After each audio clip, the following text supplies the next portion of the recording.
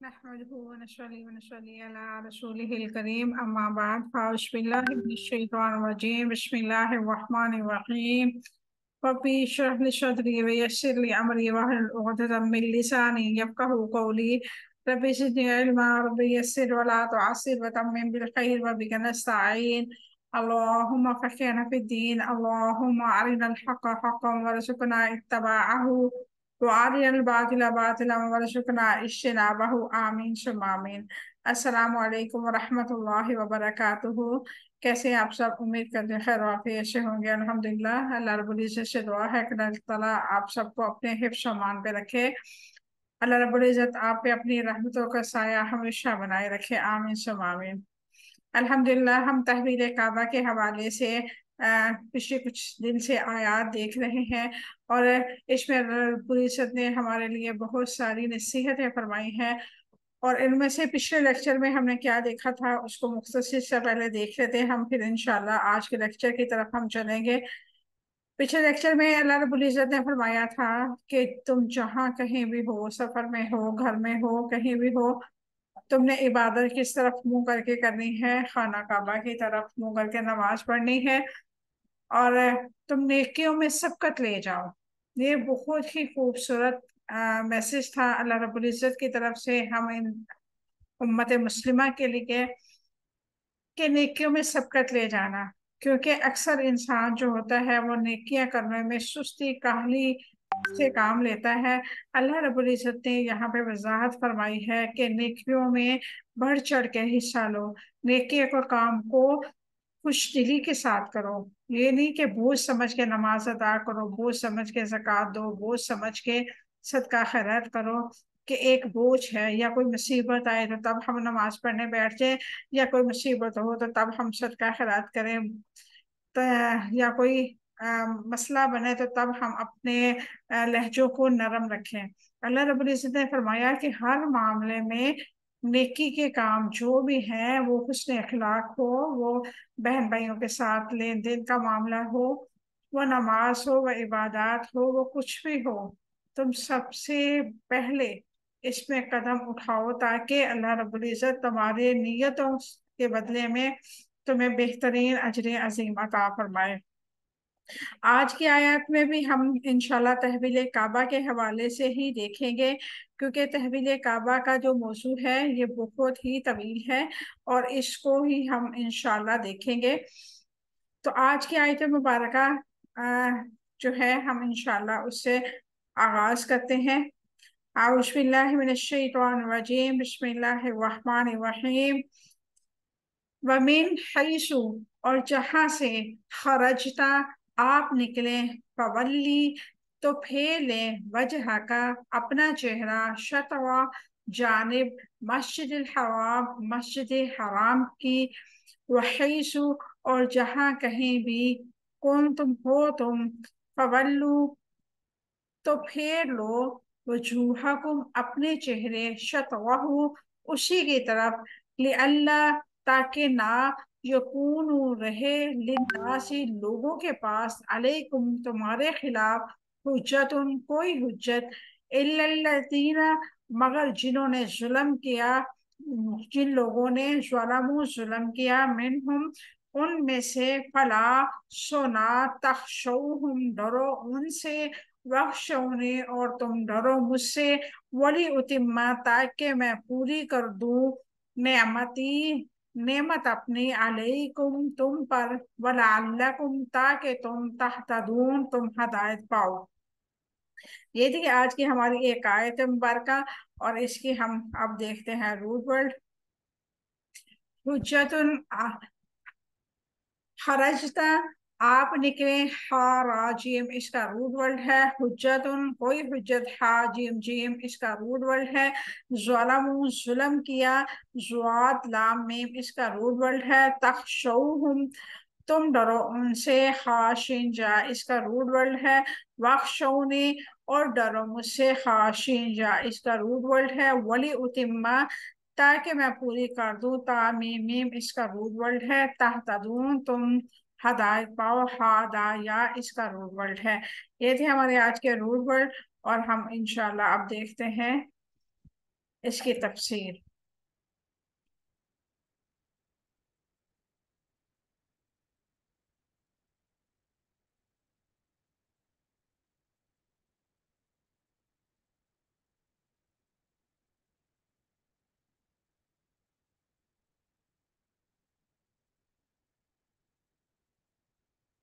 ومن حيث خرجت فولي وجهك شطر المسجد الحرام وحيث ما كنتم فولوا وجوهكم شطره لئلا يكون للناس عليكم حجة إلا الذين ظلموا منهم فلا تخشوهم واخشوني ولأتم نعمتي عليكم ولعلكم تهتدون۔ اور آپ جہاں سے بھی نکلے سو اپنا چہرہ مسجد الحرام کی جانب پھیر لیں، اور تم جہاں کہیں بھی ہو سو اپنے چہرے کو اسی طرف پھیر لو، تاکہ لوگوں کے پاس تمہارے خلاف کوئی حجت نہ رہے مگر ان میں سے جن لوگوں نے ظلم کیا۔ چنانچہ تم ان سے مت ڈرو اور مجھ سے ہی ڈرو، تاکہ میں اپنی نعمت تم پر پوری کر دوں تاکہ تم ہدایت پاؤ۔ وَمِنْ حَيْثُ خَرَجْتَ فَوَلِّ وَجْهَكَ شَطْرَ الْمَسْجِدِ الْحَرَامِ، اور جہاں سے آپ نکلیں سو اپنا چہرہ مسجد حرام کی جانب کر لیں۔ اس کی کیا وضاحت ہے؟ اور جہاں کہیں سے بھی آپ نکلیں اپنا چہرہ مسجد حرام کی طرف پھیر لیں۔ اس سے مراد یہ ہے کہ آپ سفروں میں بھی خواہ قریب کے مقام پر ہوں یا دور کے مقام پر، نماز میں بیت اللہ کی طرف رخ کر لو۔ وَحَيْثُ مَا كُنتُمْ فَوَلُّوا وُجُوهَكُمْ شَطْرَهُ، اور تم جہاں کہیں بھی ہو سو اپنا چہرہ اسی کی طرف پھیر لو سے کیا مراد ہے؟ اور تم جہاں کہیں بھی ہو سو اپنا چہرہ اسی کی طرف پھیر لو، اس سے پتہ چلتا ہے کہ یہ حکم سب کے لیے ہے، ہر مقام کے لیے ہے۔ قبلے کی تبدیلی کا 3 دفعہ آیا، قبلے کی تبدیلی کا حکم 3 دفعہ آیا، اس میں کیا حکمت ہے؟ پہلی دفعہ قد نرى تقلب میں آپ صلی اللہ علیہ وسلم کی دعا اور دعا کی قبولیت کا بیان ہے، اور تنسیح کعبہ کا حکم، اور دوسری جگہ وَمِنْ حَيْثُ خَرَجْتَ میں بیان کیا ہے کہ رسول اللہ صلی اللہ علیہ وسلم کی چاہت ہماری چاہت کے خلاف نہیں تھی، اور حقیقی کعبہ یہی ہے جس کی آپ صلی اللہ علیہ وسلم کی چاہت تھی۔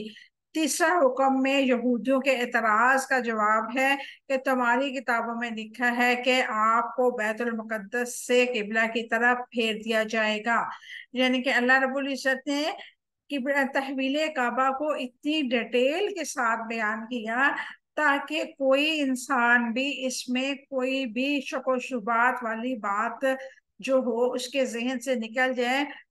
سب سے پہلے نبی کریم صلی اللہ علیہ وسلم کی چاہت کا ذکر کیا کہ نبی کریم صلی اللہ علیہ وسلم کی چاہت جو تھی اللہ تعالیٰ کی چاہت اسی میں تھی، یعنی کہ نبی کریم صلی اللہ علیہ وسلم نے اللہ کی چاہت سے ہٹ کے کوئی مطالبہ نہیں کیا تھا، ان کی وہی چاہت تھی جو اللہ رب العزت چاہتے تھے۔ دوسری جگہ پہ اللہ رب العزت نے فرمایا کہ حقیقی کعبہ جو ہے وہ یہی ہے، خانہ کعبہ جو ہے وہ حقیقی کعبہ ہے۔ اور تیسری جگہ جو آج ہم آیت پڑھ رہے ہیں اس میں اللہ رب العزت نے پھر وہی بات بتائی کہ آپ جہاں کہیں بھی ہو، دور ہو نزدیک ہو، تاکہ لوگوں کے پاس یہ حجت نہ رہے کہ یہ تو صرف مدینہ کے لوگوں کے لیے تھا، دوسرے لوگوں کے لیے نہیں تھا۔ جو مدینہ کے حدود میں شامل ہوں گے وہ قبلہ رخ کریں گے، یعنی کہ بیت اللہ کی طرف منہ کریں گے، باقی لوگ جو ہوں گے وہ بیت المقدس کی طرف ہی کریں گے۔ وہ اللہ رب العزت نے بڑی خوبصورتی کے ساتھ جہاں پہ سٹیپ بائی سٹیپ چیزوں کو آگاہ کیا ہے، ہم تک پہنچائے ہیں تاکہ ہم اس بات کو اچھی طرح سمجھ سکیں کہ اللہ تعالیٰ کے ہر کام میں مصلحت ہوتی ہے، اور یہ کعبہ کا چینج ہونا یہ بھی بہت بڑی حکمت تھی۔ اللہ رب العزت کی حکمت تک پہنچنا ہمارے بس کی بات نہیں ہے۔ ہمارا ایمان یہ کہتا ہے کہ اللہ رب العزت نے جیسے قرآن میں فرمایا قرآن حق ہے، اللہ کے احکامات حق ہیں، نبی کریم صلی اللہ علیہ وسلم حق ہے،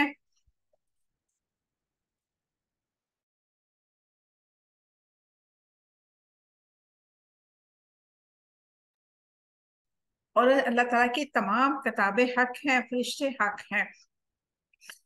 اس سے ہمیں یہ کیا سبق ملتا ہے کہ اللہ تعالیٰ کے احکامات کے خلاف ہم اپنے دل میں کسی قسم کا بھی شک و شبہ پیدا نہیں کر سکتے۔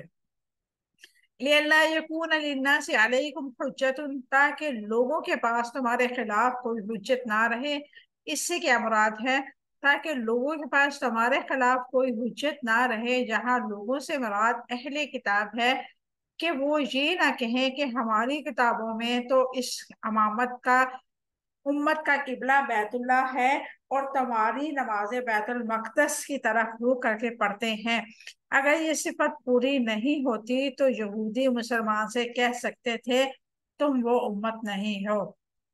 یعنی کہ اللہ رب العزت نے قبلے کی تحویل کا جو معاملہ ہے بڑی ڈیٹیل کے ساتھ بیان کیا، اور یہ باتیں اس لیے وضاحت کے ساتھ فرمائی تاکہ جو یہودی نصارہ ہیں ان کی زبانیں بند ہو سکیں، ان کے پاس کسی قسم کا اعتراض نہ ہو کہ یہ امت محمدیہ جو ہے یہ امت وسط ہے اور یہ بہترین امت ہے۔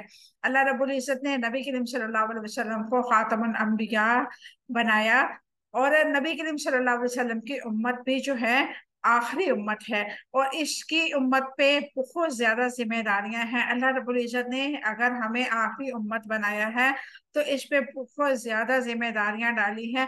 وہ ذمہ داریاں کیا ہے انشاءاللہ ہم آگے بھی دیکھیں گے، اور آج مختصر سا بھی بیان ضرور کروں گی میں۔ ہماری امت پہ سب سے پہلے ذمہ داری یہ ہے کہ ہم نیکی کی دعوت دیں، اس قرآن کو دنیا کے کونے کونے تک پہنچائیں، ہم نیکی کی دعوت دیں، ہم برائی سے روکیں، ہم ہر اس کام کو روکنے کی کوشش کریں جو دین کے خلاف ہے، جو شریعت کے خلاف ہے، ہم شرک و بدعت کو روکنے کی کوشش کریں۔ اگر ہم میں اتنی طاقت نہیں ہے کہ ہم ان کو روک نہیں سکتے تو ہمارا یہ فرض بنتا ہے کہ ہم اس کو اپنے دل سے برا محسوس کریں اور ایسی چیزوں سے اپنے آپ کو دور رکھیں جو دین میں ضرب لگا رہی ہیں۔ آگے اللہ رب العزت نے فرمایا اِلَّا الَّذِينَ ظَلَمُوا مِنْهُمْ، مگر ان میں سے جن لوگوں نے ظلم کیا۔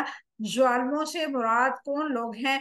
مگر ان لوگوں میں سے جنہوں نے ظلم کیا، اس میں ظالموں سے مراد مشرکین مکہ ہے، عرب کے مشرک ہے۔ مشرک نبی کریم صلی اللہ علیہ وسلم پر یہ اعتراض کرتے تھے کہ تم یہ دعوے کرتے ہو کہ ہم دین ابراہیمی پر ہیں مگر ان کا قبلہ چھوڑے ہوئے ہو۔ اب ان کی دلیل باطن ہو گئی، اگرچہ دلیل باطن ہو گئی مگر شرک پھر بھی نہیں، مشرک پھر بھی نہیں مانیں گے۔ اللہ رب العزت نے فرمایا فَلَا تَخْشَوْهُمْ وَاخْشَوْنِي، چنانچہ تم ان سے مت ڈرو، مجھ سے ہی ڈرو۔ اس سے مراد کیا ہے؟ فَلَا تَخْشَوْهُمْ، چنانچہ تم ان سے مت ڈرو، اس سے مراد مشرکوں کی پرواہ نہ کرو جنہوں نے کہا تھا کہ مسلمانوں نے ہمارا قبلہ اختیار کر لیا ہے تو ہمارا دین بھی اختیار کر لیں گے۔ بخشونی، اور مجھ سے ہی ڈرو، یعنی کہ آپ میرے سوا کسی کی پرواہ نہ کرو۔ اللہ تعالیٰ کی ہی یہ شان ہے کہ اسے ڈرا جائے، اس کے سوا کسی کی پرواہ نہ کی جائے۔ یہاں پہ اللہ رب العزت نے ہمیں بہت ہی خوبصورت میسج دیا ہے کہ دنیا داری میں انسان جب پڑ جاتا ہے تو اسے یہ محسوس ہوتا ہے کہ میں یہ کام کروں گا تو میرے ساتھ ایسے ہوگا، اگر میں یہ کام نہ کروں گا تو میرے ساتھ یہ ہوگا، لوگ مجھے چھوڑ جائیں گے، لوگ مجھے یہ کہیں گے، لوگ کیا کہیں گے۔ ہمارا سب سے بڑا مسئلہ یہ ہے کہ ہم کہتے ہیں کہ لوگ کیا کہیں گے۔ ہم نے کبھی نہیں سوچا کہ ہمارا رب ہم سے کیا چاہتا ہے، ہمارا رب ہمیں روز قیامت کیا کہے گا، ہمارا رب ہم سے کس طرح ملاقات کرے گا۔ ہمیں لوگوں کی اس قدر فکر ہوتی ہے کہ ہم دین سے بھی دور ہو جاتے ہیں، اپنے آپ کو دینی کہلانے سے بھی گریز کرتے ہیں۔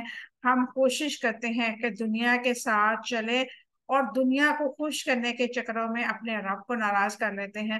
اللہ رب العزت نے یہاں پہ وضاحت کے ساتھ فرمایا ہے کہ تم صرف مجھ سے ڈرو، मेरी परवाह करो, इसके अलावा किसी की परवाह ना करो।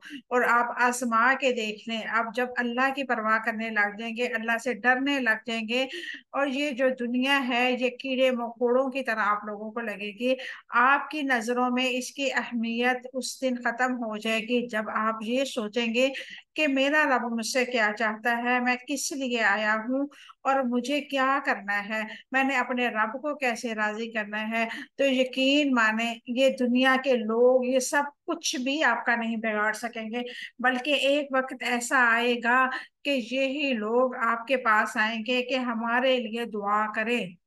अक्सर हमारे लोगों में ये अक्सर ये चीजें देखी जाती हैं। पहले तो हम किसी दीनदार नेक इंसान का मजाक उड़ाते हैं और उसको हर मामले में तजलील करने की कोशिश करते हैं। जब देखते हैं कि ये मुस्तकिल मिजाजी के साथ अपने दीन पे डटा हुआ है, तो फिर हम क्या करते हैं, हम उसके पास चले जाते हैं कि ये तो बहुत अल्लाह वाला हो गया है, अपने लिए अपने मसाइल के लिए इनसे दुआ करवाते हैं। तो ये रब की शान होती है हमारे की, कि वही लोग हमारे सामने घुटने टेक देते हैं जो कल तक हमें तनकीद का निशाना बनाते हैं। तो इसलिए अल्लाह रब्बुल इज्जत ने यहाँ पे फरमा दिया, फला तखशौहुम, तुम उनसे मत डरो, उनसे डर के कोई ऐसा काम मत करो जिससे तुम्हारा रब तुमसे नाराज हो जाए। और आगे अल्लाह रब्बुल इज्जत ने फरमाया, वख्शौनी, मुझसे ही डरो, यानी कि मेरे अलावा तुम्हें कोई फायदा नहीं दे सकता, मेरे अलावा तुम्हें कोई नुकसान नहीं पहुंचा सकता। मैं फायदे और नफे का वाहिद मालिक हूँ, मैं खालिक हूँ तुम्हारा। मैंने ही तुम्हें रिज़्क देने का वादा किया है, मैं ही बिगड़ी बनाने वाला हूँ, मैं ही मुश्किल कुशा हूँ, मैं ही हाजत रवा हूँ। मेरे अलावा तुम्हें कोई मुश्किल से नहीं निकाल सकता, मेरे अलावा तुम्हें कोई रिज़्क नहीं दे सकता। तो अल्लाह की शान ये है कि उससे डरा जाए, उसके सिवा किसी की परवाह ना की जाए। इंसानों का डर इंसान को क्या देता है? इंसानों का डर की वजह से इंसान बेयकीनी, इस्तराब, परेशानी और खौफ में मुब्तला होता है। इंसान भलाई के बड़े कामों से रोकता है, अल्लाह ताला से उसका तल्लक दुरुस्त नहीं रहता। जब इंसान किसी इंसान की वजह से या अपने फैमिली की वजह से या लोगों की वजह से डरने लग जाता है, तो उसके अंदर ये सारी चीजें आ जाती है। वो डिप्रेशन का शिकार भी होता है, वो परेशान भी रहता है, उसे खौफ भी होता है। क्योंकि इंसान की जो फितरत है वो मुसलमान है, अल्लाह ताला ने उसे मुस्लिम पैदा फरमाया है। और जो इंसान अल्लाह के बनाए हुए तरीके से, अल्लाह के बनाए हुए तर्ज जिंदगी से छोड़ के दूसरी तरफ चलता है, तो वो उसे क्या हासिल होता है? सवाए टेंशन के, सवाए परेशानियों के, सवाए खौफ के उसे कुछ भी नहीं मिलता। और अपने रब को भी नाराज कर लेता है इस दुनिया में भी, और इस दुनिया को खुश करने के चक्करों में वो अपनी आखिरत भी खराब कर लेता है। अल्लाह ताला का खौफ इंसान को क्या देता है? अल्लाह ताला के खौफ की वजह से इंसान बुराइयों से रुकता है और सुकून पाता है। खौफ इलाही हर किस्म की मुसीबत का निजात का जरिया है। खौफ इलाही क़यामत के दिन होलनाकी और जहन्नम की आग से निजात का जरिया है। खौफ इलाही अल्लाह ताला की रजा और उसकी रहमत, मग़फ़िरत और जन्नत हासिल होती है। अब हमें अपने आप को इस कटहरे में लाना है कि हमारे अंदर कितना खौफ खुदा है। क्या हम तन्हाई में अपने रब से डरते हुए गुनाहों से अपने आप को रोकते हैं? क्या हम अपने आप को कंट्रोल करने की कोशिश करते हैं कि मेरे रब ने ये मना फरमाया है, मैं ये काम नहीं करूंगी? वो बहुत सारे ऐसे काम होते हैं जब हम दुनिया के डर से नहीं करते कि दुनिया क्या कहेगी, ये फलां इतनी नेकोकार बनती है और ये इसका ये है, इसका माजी या इसका हाल या मौजूदा सूरत हाल इस तरह की है। हम ऐसे मामले में अपने रब से नहीं डरते जितना अपने लोगों से डरते हैं, दुनिया से डरते हैं। और अगर हम रब से डरना शुरू हो जाएंगे, तो क्या हमारा रब हमें जहन्नम में फेंकेगा?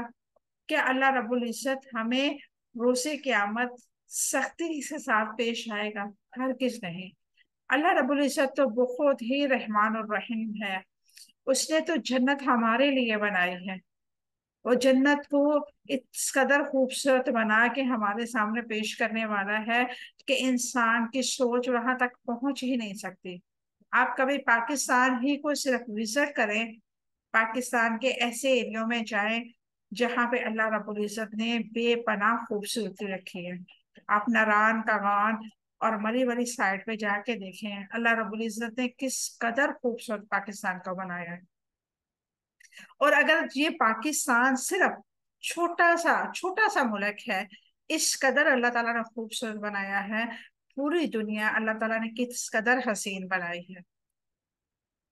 اور اگر دنیا اس قدر خوبصورت ہے تو سوچے جنت کس قدر خوبصورت ہوگی۔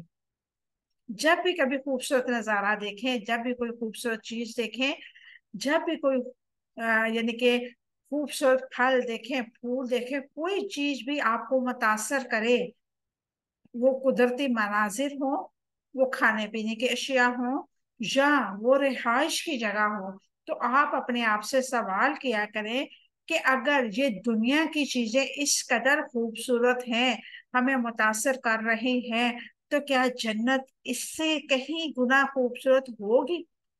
اور کیا جنت ہمیں حاصل ہوگی؟ کیا ہم جنت میں جا سکیں گے؟ کیونکہ جنت میں جانے کی تیاری ہمیں ابھی سے کرنی ہے۔ کوئی بھی انسان ایسا نہیں ہوتا کہ وہ اپنی منزل کے سفر پہ نکلے اور گھر سے کچھ نہ لے کے نکلے۔ وہ نہ اپنے لیے زادرہ لے کے نکلے اور نہ ہی اپنے لیے کوئی ایسے ساز و سامان لے کے نکلے جو اس کی زندگی میں یا اس کی منزل میں جا کے اس کو وہ استعمال میں آئے۔ اس کی ضروریات زندگی کے لیے وہ چیزیں جو ہوں گی وہ لازمی اپنے ساتھ لے کے نکلے گا۔ اور ہمارا اصل ٹھکانہ جو ہے وہ جنت ہی ہے۔ اللہ رب العزت نے اس دنیا میں ہمیں صرف ایک آزمائش کے لیے، ایک امتحان کے لیے بھیجا۔ نبی کریم صلی اللہ علیہ وسلم کی حدیث مبارکہ ہے کہ مومن کے لیے یہ دنیا قید خانہ ہے اور کافر کے لیے یہ دنیا جنت ہے، کیونکہ ایک قید بہت ضروری ہے۔ مومن اگر اس دنیا کی اپنی زندگی کو قیدیوں کی طرح گزار لے گا تو اللہ رب العزت اس کو آخرت میں جنت الفردوس عطا فرمائیں گے۔ اور اگر انسان اپنی زندگی کو موج مستی میں، اپنی من چاہی زندگی میں اور انجوائمنٹ میں گزار دے گا تو آخرت میں قید ضرور ہوگی۔ اور آخرت کی قید جو ہے وہ بہت ہی خوفناک ہوگی، المناک ہوگی۔ آخرت کی قید سے بچنے کے لیے یہ دنیا کی جو زندگی ہے، یہ عارضی جو زندگی ہے، اس سے ہمیں اپنے آپ کو قیدیوں کی طرح گزاریں گے تو ہمارے لیے اللہ رب العزت نے جنت الفردوس سجا رکھی ہے انشاءاللہ۔ اللہ رب العزت سے دعا ہے کہ اللہ تعالیٰ ہمیں ایسے عمل کرنے کی توفیق عطا فرمائے جو ہمیں جنت تک لے جائے۔ آگے اللہ رب العزت فرمایا ہے کہ اللہ تعالیٰ سے خوف رکھنا کس چیز کی ضمانت ہے؟ اللہ تعالیٰ سے خوف رکھنا اس بات کی ضمانت ہے کہ انسان ہر دوسرے کو خوف سے بے نیاز کر دیا جائے گا۔ کتنا خوبصورت پیغام ہے۔ انسان جب اپنے رب کا خوف اپنے دل میں بسا لیتا ہے تو اس کے اندر کیا ہوتا ہے؟ اللہ رب العزت اس اپنے خشیت کی وجہ سے، اپنی رحمت سے انسان کے دل میں سارے ہی ڈر نکال دیتا ہے۔ سارے شک و شبہات سے اللہ رب العزت انسان کو نکال دیتا ہے۔ اور یہ ہمارے دین کی خوبصورتی ہے۔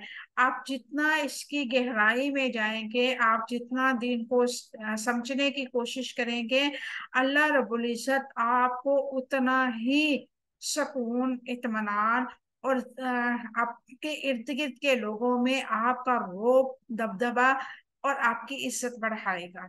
آپ آزما کے دیکھ لیں، اپنے آپ کو اللہ کے حوالے کر کے دیکھ لیں، آپ کو اللہ رب العزت دنیا میں بھی سرخرو کرے گا اور آخرت میں بھی انشاءاللہ اللہ رب العزت آپ کو ضرور سرخرو کرے گا، کیونکہ اللہ تعالیٰ کا وعدہ سچا ہے۔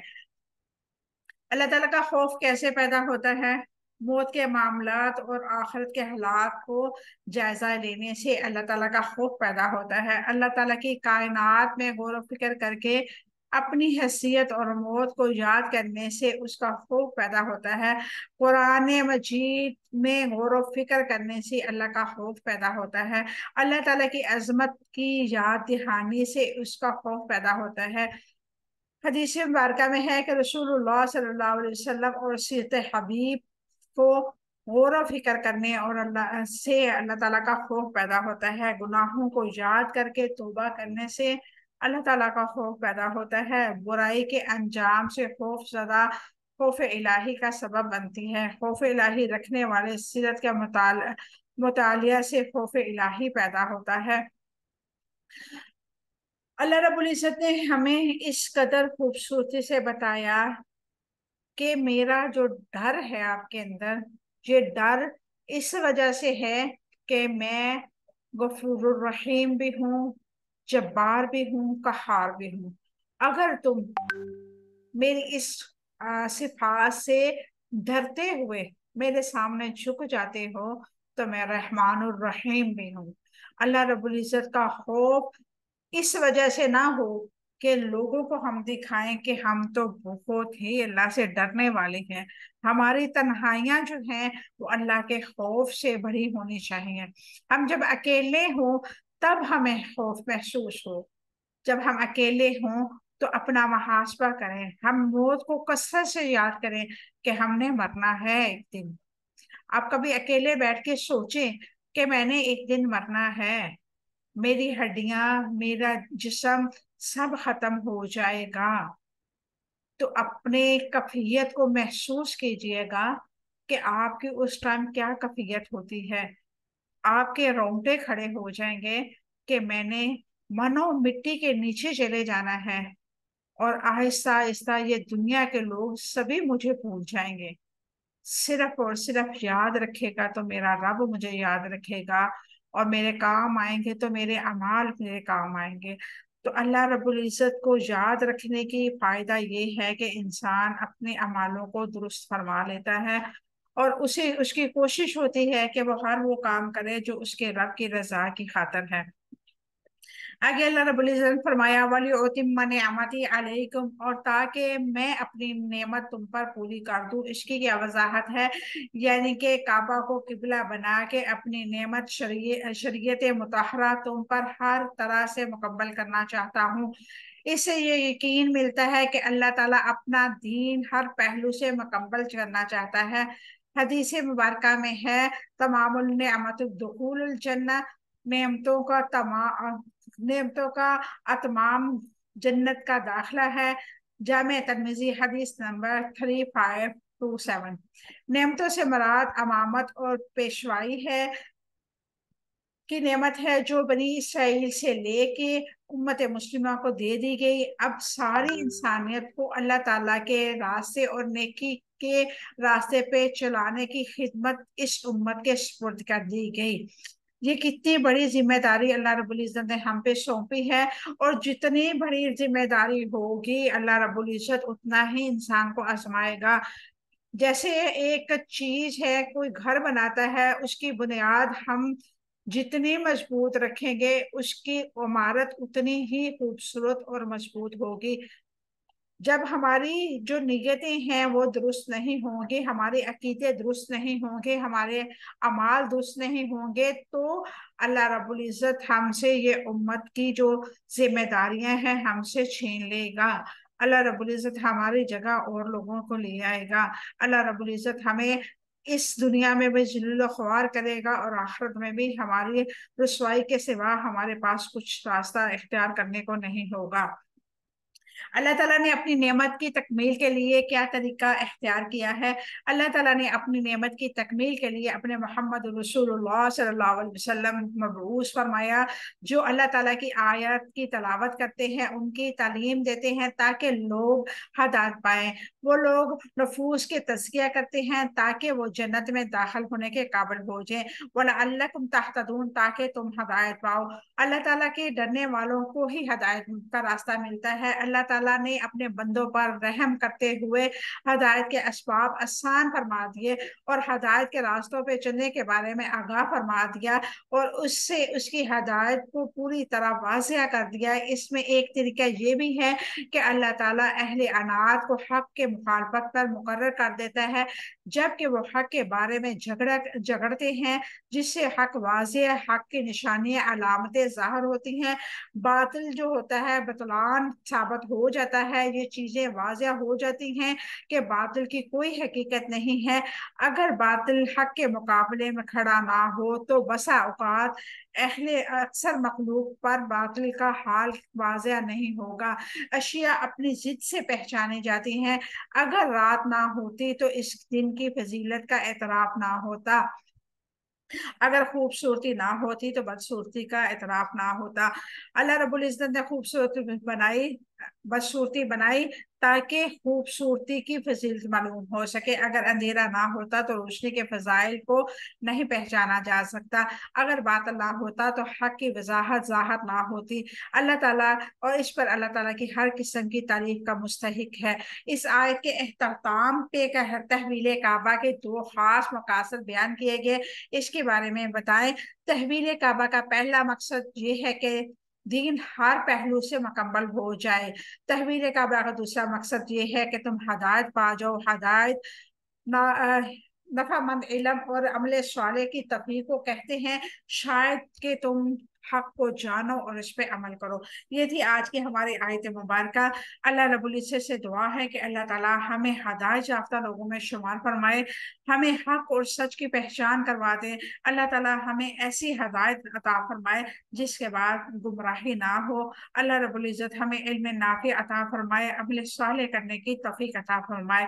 आमीन सुम्मा आमीन। आखिर दावाना अल्हम्दुलिल्लाहि रब्बिल आलमीन। सुब्हान रब्बिका रब्बिल इज्जति अम्मा यसिफून व सलामुन अलल मुरसलीन वल्हम्दुलिल्लाहि रब्बिल आलमीन। अस्सलामु अलैकुम व रहमतुल्लाहि व बरकातुहू।